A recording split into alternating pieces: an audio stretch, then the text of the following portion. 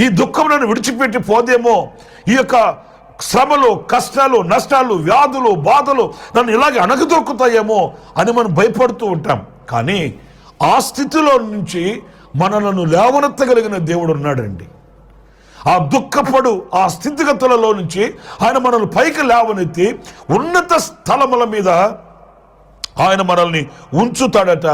అందుకే ఆయన మనల్ని ఆ స్థితిలో నుండి, ఆ దుఃఖకరమైన అనుభవాలలో నుంచి విమోచించింది అనే విషయాన్ని మనం గమనించాలి. ప్రియులారా, ఇప్పటికీ వెనక్కి తిరిగి చూస్తే ఎన్నో దుఃఖకరమైనటువంటి సాగరాలని మనం దాటుకుంటూ వచ్చాం.